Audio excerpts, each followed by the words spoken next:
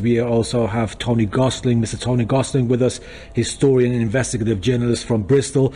Just before that, Tony or Mr. Gosling, we're watching live images from Baytouna in the occupied West Bank, where the Israeli regime has finally released the 90 Palestinian captives from Ofer prison, which was planned to be freed in return for the 3 female captives released by Hamas earlier in the day, which was in accordance to the first phase of the ceasefire agreement.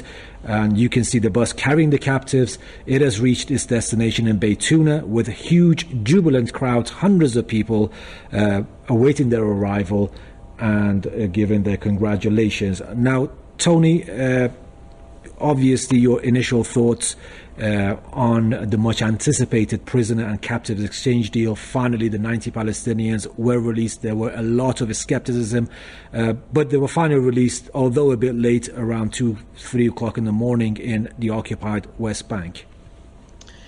Yes, thank you very much. It's a very exciting moment, but let me say, I think this has got nothing to do whatsoever with fighting Israel at all. Israel has not been in any way defeated. This is not because of people who are, shooting Israelis and battling on the ground at all. Look, the reason it's all happening so late in the day today is because the deadline is tomorrow, and that deadline was set by a certain Donald Trump. Donald Trump is someone who Netanyahu has to listen to because he's in charge of the billions of dollars that flows into Israel, many millions, year after year after year. And so Mr. Netanyahu knows what side his bread is buttered on, as we say here, and he will have to do as he's told by Donald Trump. Otherwise, the money will run out.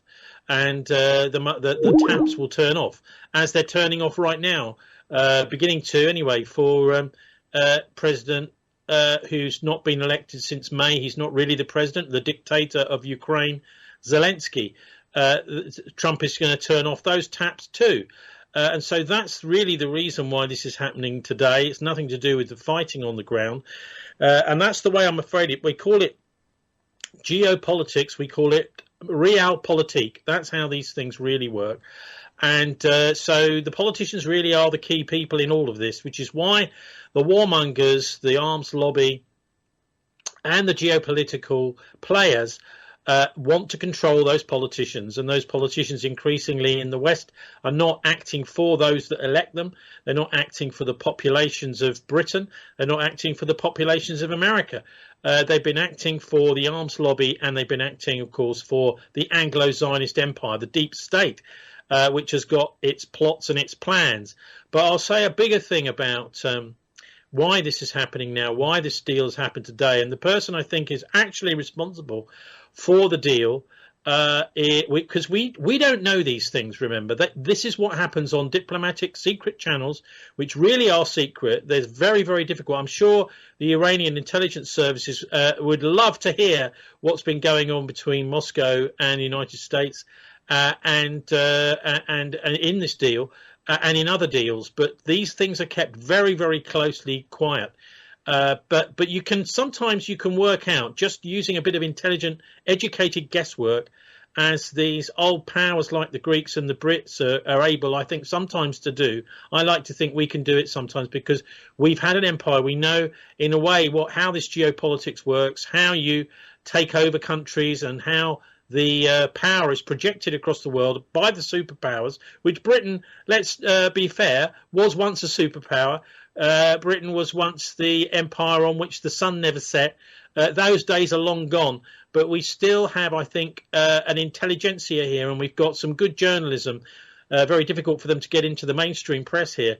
But what I'm saying is that I think this is really Putin's deal.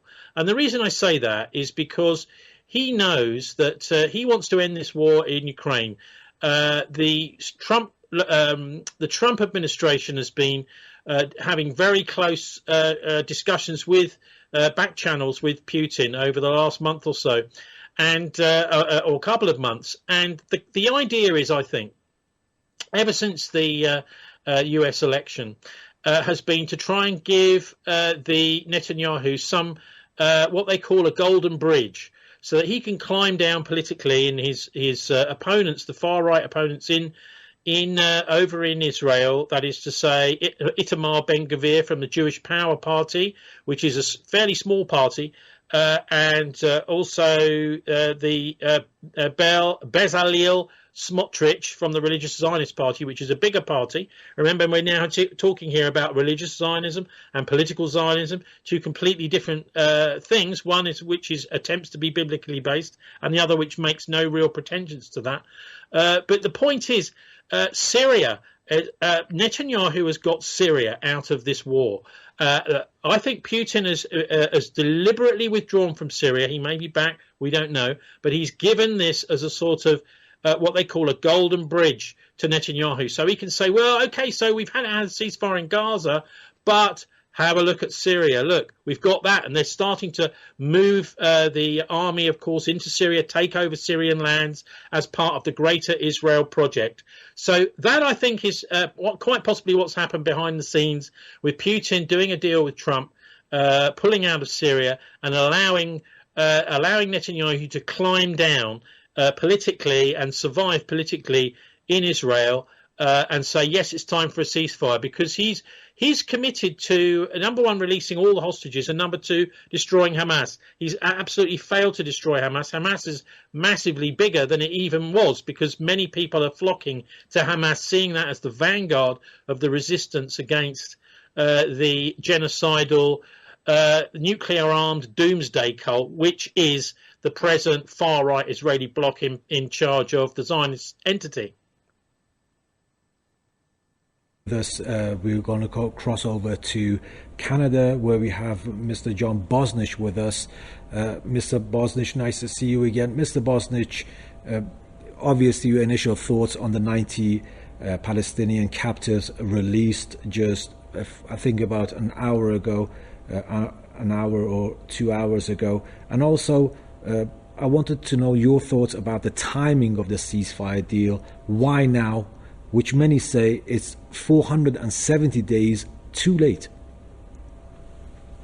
Well, I think I have to agree with your previous commentator, Tony Gosling. He's exactly right. This is the direct result of pressure by President-to-be tomorrow, Trump, on the regime in Israel. He has given the ultimatum to Netanyahu. Netanyahu had to make this release, whether he wanted to or not. And I want to tell you what the Western media is doing with this story. I watched and looked for news on this story across 20 cable and satellite television networks from the West. What we saw was video of the 3 Israeli released people today. We saw not one split second of the women and children Palestinians who were released. And drones, and they shook that whole entity to avenge Ismail Haniyeh and Sayyid Hassan Nasrallah of Hezbollah in Lebanon. The blood of all these leaders are unified, and they're one, and the revenge for them is coming. And a lot of people are also waiting for the True Promise 3 operation to be implemented by the Islamic Republic of Iran, so we can have an extra and another celebration on top of this celebration. And we're praying for this release of prisoners to be done peacefully and done according to the agreement, and a respect to the words and respect to what they've signed. On that note, I would like to thank Mr. Firaz Al-Najim, manager of the Canadian Defenders for Human Rights from Toronto, for his time. Thank you, Firaz. We will talk to you soon again. Now, we want to go back to Bristol and talk to Tony Gosling, but before that, we've got live images, as you can see on your screens, from the occupied West Bank, where the Israeli regime has finally released the 90 Palestinian captives from Ofer prison, which was planned to be freed in return for the 3 female captives released by Hamas earlier in the day. in accordance to the first phase of the ceasefire agreement. The bus carrying the captives has reached its destination, Baytuna, with huge jubilant crowds awaiting their arrival, with the abductees finally being reunited with their families. Now, Mr. Gosling, I have to ask you this question as well. Do you also believe that it was a victory for the Palestinians and a loss for Israel, and why? And also, when you came online, you said Israel has not been depleted, if I'm right. Something along the lines. What about the rift amongst the Israeli cabinet, its economy right now, settlers leaving, businesses leaving, boycotts taking place? Well, the economic problems are enormous now in Israel, but I think the bigger problem for them is their credibility on planet Earth, which has been completely destroyed. And I think over the last 18 months, particularly the last year, and particularly since the pictures have been coming out of the horrors of the genocide that they've been committing on the indigenous people of the Middle East. These people Zionists, are settler colonialist escapade, the similar sort of thing that the British and the French sent over to North America and killed millions of Native Americans over there. So this is, I think, they've been getting away with it for a long time. Now I don't think anyone believes any nonsense about the victim status of the Zionists, no more, and nobody is taking any exceptions for them. They're now seen as the rogue state of planet Earth. Most worrying because they're, as I said before, they are a nuclear armed power, that they are in some kind of psychological denial about that. They don't like to ever admit their possession of 200 or so nuclear weapons, as Colin Powell mentioned that number from the US a few years ago. But the bigger force here, I think, is looking at what's happening now.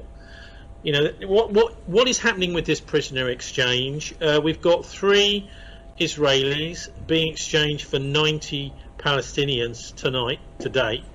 I would suggest to you it's absolutely clear that for the Western world, that is to say for Britain and the United States, the release of the 3 Israeli hostages was timed for all the prime time, whereas in this part of the world, the Palestinian release is timed for when everyone in Europe has gone to bed on a Sunday night, getting ready for work the next day. And actually, it may be that many people in the United States even will have wound down on a Sunday and won't have seen that. So a lot of this, I think, is timing is specifically designed for these international TV networks.